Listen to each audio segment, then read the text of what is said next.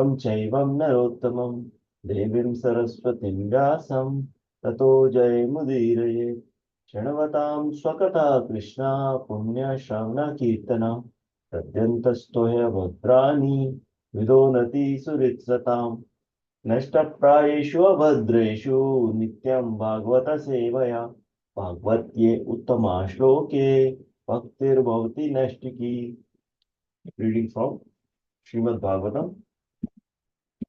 Canto 4 Chapter 1 Text 58 एवं सुरागने स्ताता भगवन्ता अभिष्टुतौ लब्ध्वा लोकेर्य या यातुर् गंधमादनम Translation Maitreya said, O Vidura, thus the demigods worship with prayers the Supreme Personality of Godhead, appearing as sage Narayana. The Lord glanced upon them with mercy, and then they departed for Gandha Madana hill. Verse 59.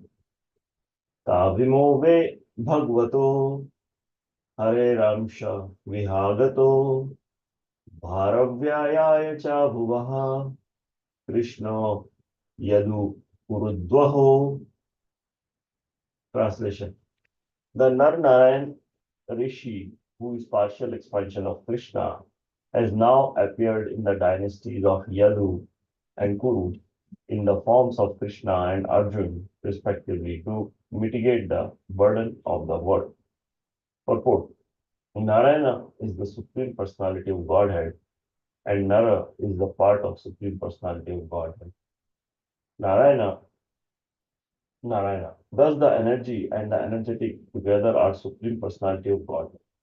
Maitreya informed Vidura that Nara, the portion of Narayana, had appeared in the family of Kurus, and that Narayana, the plenary expansion of Krishna, had come as Krishna, the Supreme Personality of God, with the purpose of delivering suffering humanity from the pangs of material burdens.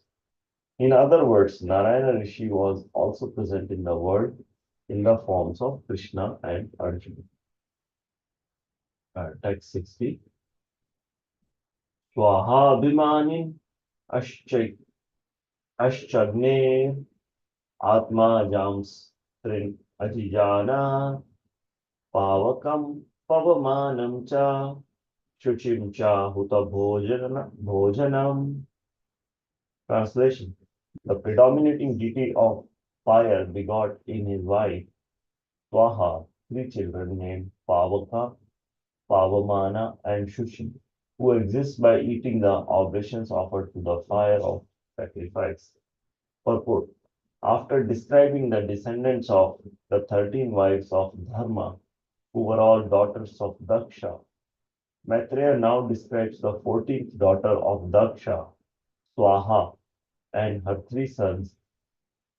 Oblations offered in the sacrificial fire are meant for the demigods, and on behalf of the demigods, the 3 sons of Agni and Swaha, namely Pavaka, Pavamana, and Shuchi, accept the oblations. Text 61. Tebhyo Agnaya Sambhavan Chatra Varimach Panchacha Ta Eva Kona Paschat Sat Sakhama Pitamahe.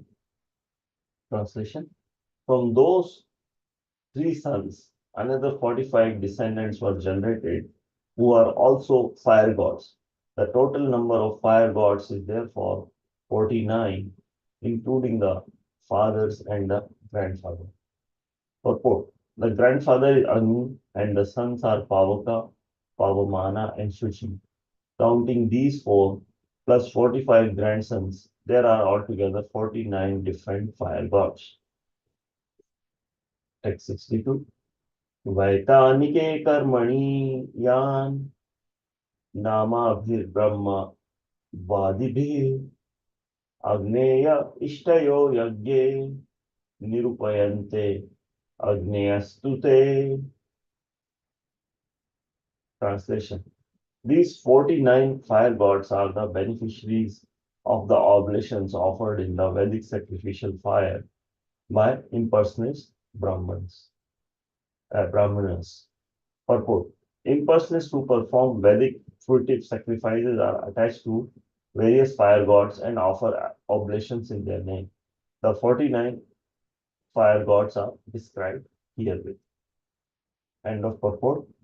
नमो ओम विष्णुपादाय कृष्णपृष्ठाय भूतले श्रीमते भक्तिवेदान्ता स्वामिन् इति नामिने नमस्ते सरस्वती देवे गौरवाणी प्रचारिणे निर्विशेषा शून्यवादी पाश्चात्य देशतारिणे जय श्री कृष्ण चैतन्य प्रभु नित्यानंदा श्री अद्वैत गदाधारा शिवासादि गौर भक्त वृंदा हरे Krishna Krishna Krishna Hare Hare Hare Rama Ram Ram Hare Hare. I seek the blessings of all the assembled Vaishnavas so that I can use today's lecture to purify myself. Thank you very much for giving me this opportunity to purify myself.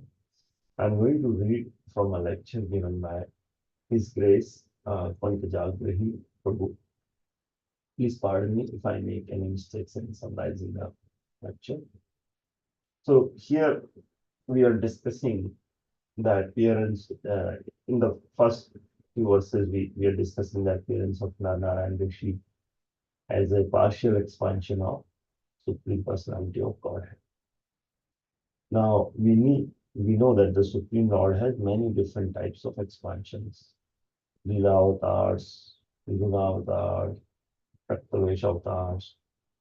So these avatars, these different avatars come in every single day of Brahma by expanding from Mahavishnu. Whereas Krishna himself comes once in 28 days of Brahma. So recently, Bhakti Sundar Goswami Maharaj was with us, and he also explained. Somebody asked him the question that Sri Sampradaya believes that Krishna is also an expansion of Vishnu. Is that true? So Maharaj said, it is true. At the same time, it is not true. So we all know that all the expansions in a universe are coming from Mahavishnu. So by that logic, yes, Krishna is also coming from Mahavishnu. But then we also need to understand that Mahavishnu is expanded from Krishna. So both the statements are true, but we do not argue about it. We accept it. Now, when the Lord appears in this world, he also comes with his associates, right, to perform his pastimes. So one can't separate the energy from the energetic source. Just like without the sunshine, the sun god can't be seen or can't be experienced, right? Yes, there is a sun god in the sun planet, but we here on the earth perceive the sun by the sun rays that come to us in the form of light and heat. So Narayan Rishi is a partial expansion of Krishna, and now he is expanded in two forms, Krishna and Arjuna. So when Maharaj was here, he also explained, how yogis can expand up to 8 forms, but the limitation there is that the 8 forms will be doing the same thing all the time. They can be independent from each other, right? But this is not true for Krishna. His Shakti is working under his direction and he is Shaktiman. So that's why when Narayan Rishi expands into two, they are two totally different personalities who are doing two different things. as Krishna and Arjuna. So we can see that Lord's pastimes are so wonderful. And sometimes we also want to get those powers and we want to uh, take the position of the Supreme Lord. But we fail miserably and then we are frustrated. And we can see that everything is so troublesome with the material life because we are born in ignorance. Uh, People say that when you are young, you got to enjoy the life and not worry about the spiritual matters. So this is the condition we have. Um, this is why we find it difficult to uh, find interest in the spiritual matters. Just like our situation is just like the patient of jaundice who does not find the sweet thing sweet, he finds it bitter, even though it works as a medicine. So the truth is that the sugar candy is never bitter in the first place. But in disease condition, that's how we feel. So that same situation we have, right? Because we are so conditioned, because we have this disease of material existence, we do not get any relishment in the spiritual matters. And we consider body and bodily necessities to be the whole and soul. So if we see our routine from morning to night, we can see that as soon as we wake up, we want to go look for the next thing to enjoy. It may be some eating, it may be watching something on TV or playing or going out. We are always looking for something to enjoy. Uh, but we have to understand that all these material needs are artificial and unwanted, right? The body is actually a hindrance in our uh, progress in the spiritual path. The body is not necessary really because our true nature is spirit soul. But because we have taken body, we are troubled by all the material needs from morning to evening, right? The Lord wants to come and wake us up to our eternal constitutional position and free us from these material body needs. Then we can think about spiritual matters. Uh, and we need to understand that why we are seeking enjoyment uh, all day, because the main function of soul is to seek enjoyment. This is an indication that our soul is active. And we can also see that this is why we feel unsatisfied by doing bodily activities. They may give us some temporary pleasure, but then after a while, we are bored again. We are looking for something new to enjoy. So we can conclude that we, as a spirit soul, are different from the body. And Maharaj also talked about the impersonal liberation that yogis seek. It's called mukti, So Maharaj explained that this mukti is not enough. It is temporary. It is just a temporary relief from the material world. And then uh, we become bored in that situation. It is like being placed in a coma, right? Like a patient is in coma in hospital for many, many days. And then when the patient wakes up, he wants to come back to his material life, his day-to-day life. Similarly, if we seek mukti, we may be in that uh, situation of coma, but ultimately we will come back because we still have desires in our mind. So for devotees, this experience of being liberated is not exciting, right? It's not appealing, it's very dry because our natural tendency is to enjoy.